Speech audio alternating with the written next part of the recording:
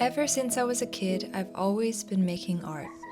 But in my mind, I felt like there was a big gap of that memory in my life. This last Christmas, my family and I went through old videos of back when we were children. And honestly, I was so surprised in how I saw myself drawing and making art. These memories were nowhere in my head, and it was just so surreal to see that I actually loved making art since I was young.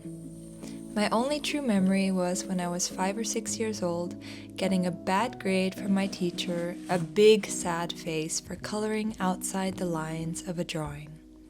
After that, I thought I was bad and just stopped.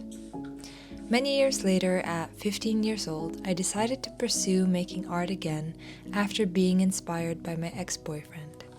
By 16, it was my dream to become a tattoo artist, but it seemed like an impossible, faraway dream.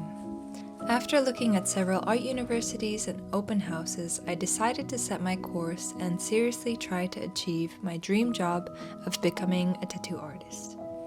I worked small jobs as a waitress while I applied to different studios for an apprenticeship. I even had a point where I became impatient and decided to do a couple of tattoos on my friends at home, but I quickly realized that I didn't feel comfortable making permanent ink on people while not knowing what I was actually doing. So I stopped and I continued my search. Soon enough, I found my first apprenticeship and I was able to work for a studio in Germany. I was incredibly excited and eager to learn. Unfortunately, after 4 months of doing computer work translating websites, I was told that they didn't have the time to teach me. Very disappointed, I quit and decided to look further for another space. Meanwhile, I never stopped drawing and I kept on trying to create original drawings in my style as much as I could. 6 months had passed as I continued my search and finally came along another opportunity in Munich, Germany. I went for an interview and they were open to take me as their apprentice. I had quite high standards at the time, and the studio didn't have any artists whose style I really liked, but it was a foot in the door. At the same time, I was traveling to Amsterdam and Berlin, and I came across a lovely studio perfect in what I was looking for. High-quality artists, each with different styles: Japanese, neo-traditional, and realism. I went in to ask if they had an opportunity, and after having a look at my portfolio, they said they would get back to me. A couple of weeks passed and I didn't hear anything, so I decided to make the move and go to Munich.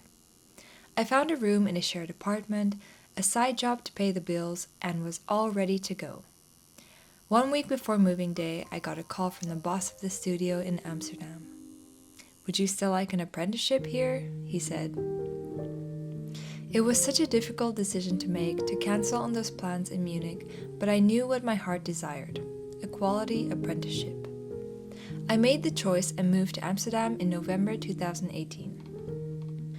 Juggling an apprenticeship while working to pay for an expensive city like Amsterdam was difficult, I'll tell you that. But every moment was so worth it. I learned so much about drawing and I became strong with the help of my mentor. Even in the end, when I had a burnout, I don't regret any choices that I made. I quit the studio after a year and took 2 months to reorganize myself. I thought I wasn't good enough once again. My confidence was really down in the dumps. Fast forward to 2 months later, I managed to find a new apprenticeship in the heart of Amsterdam. There were so many artists and it was the perfect environment for me to grow and relearn tattooing. In this studio, I was able to grow my client base and tattoo regularly, so much so that I could quit my part-time job.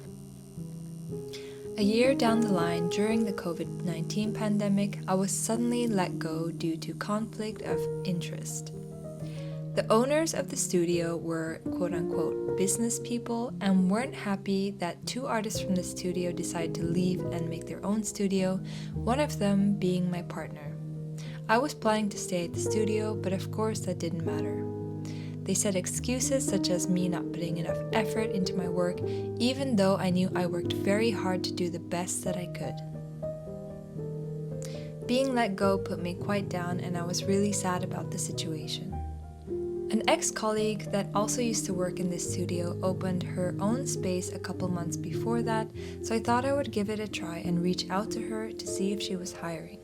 She invited me for an interview and hired me right on the spot.